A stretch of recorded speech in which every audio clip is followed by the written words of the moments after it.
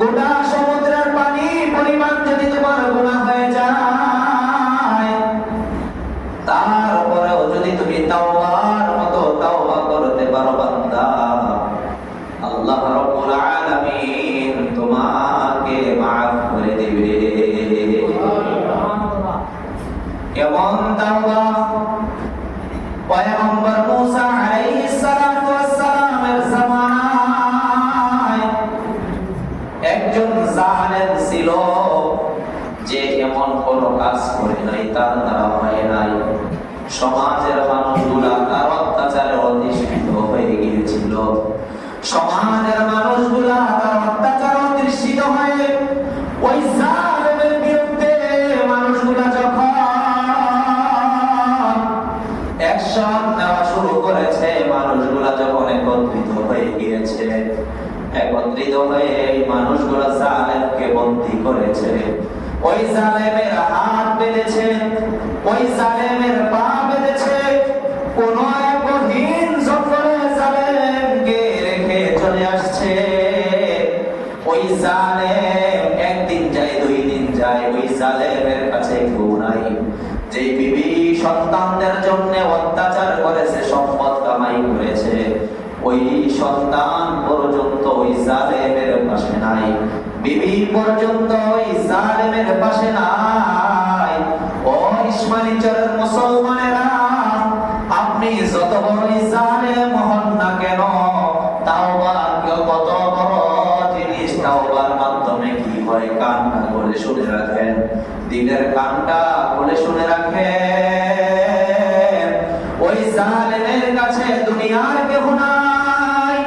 ওই জালেম একদিন নয়, 2 দিন নয়, কয়েকটা দিন যখন জঙ্গলার মধ্যে যখন অতিবাহিত হয়ে যায়, ওই যখন ক্ষুধার যন্ত্রণায় যখন ছটফট করতে থাকে, আরেকদিকে জঙ্গলার হিংস্র প্রাণীদের খাবার কথা যখন চিন্তা করে, রব্বুল আলামিনের দরবারে চিন্তা করে, আর তাওবা করে, ইস্তেগফারের মাধ্যমে, ও রব্বে কারীম আল্লাহ, হায়াতে জিন্দেগিতে কত গুনাহ করেছি, হায়াতে জিন্দেগিতে কত অত্যাচার করেছি, হায়াতে জিন্দেগিতে কত নাফরমানি করেছি, হায়াতে জিন্দেগিতে এমন কোন কাজ নাই আমি জালিমের মাধ্যমে হয় নাই, হায়াতে জিন্দেগিতে আমার সমাজের মানুষগুলো আমার অত্যাচারের শিকার হয় নাই, এমন কোন মানুষ নাই। মানুষগুলো যদিও আমার কাছ থেকে মুখ ফিরে নেয়, মাওলা এত অত্যাচার করেছি, এত জুলুম করেছি, তোমার নাফরমানি করেছি, তুমি তো আমার কাছ থেকে মুখ ফিরাইয়া নাও নাই, তুমি তো আমাকে রিজিকের অভাব দাও নাই, তুমি তো আমার উপর অসন্তুষ্ট হও নাই। ও রব্বে কারীম আল্লাহ, আজকে আমি জঙ্গলার মধ্যে থেকে অসহায়ের বেশে তোমার দরবারে ক্ষমা চাইতেছি গো মাওলা, তাওবা করতেছি। আমি যা কিছু করেছি সব কিছু ভুল করেছি।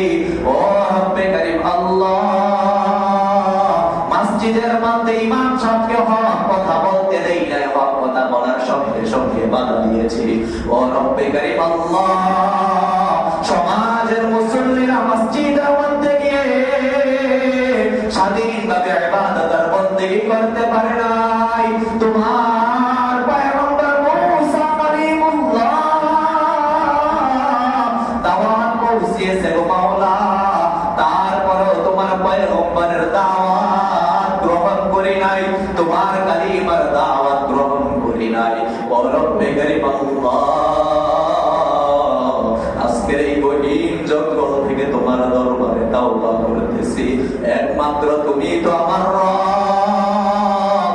আওয়াজ করে বলেন, জবানটা ছেড়ে বলেন, আপনার আমার রব কে?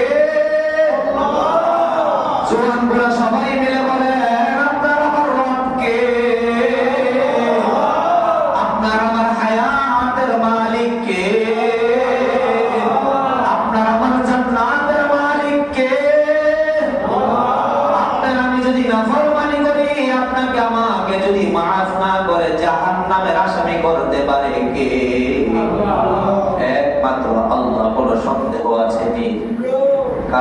সন্দেহ আছেনি?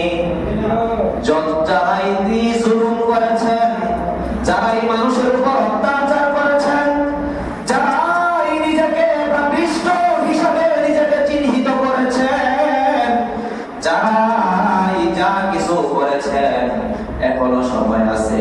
আজরাইল আসার আগে আগে রব্বে কারীমের দরবারে তওবা করে যার উপর জুলুম করেছেন তার থেকে ক্ষমা চেয়ে, যার উপর অত্যাচার করেছেন তার থেকে মাফ চেয়ে, যার সম্পদ জবরদস্তি ভাবে দখল করেছেন তার সম্পদ ফিরানোর মাধ্যমে, অথবা তার হাতে ধরে পায়ে ধরে ক্ষমা চাওয়ার মাধ্যমে, ইস্তেগফারের মাধ্যমে আজরাইল আসার আগে আগে জাহান্নামের আসামি থেকে নিজেকে মুক্ত করে জান্নাতি বান্দার কাতারে নামটা নিয়ে যা।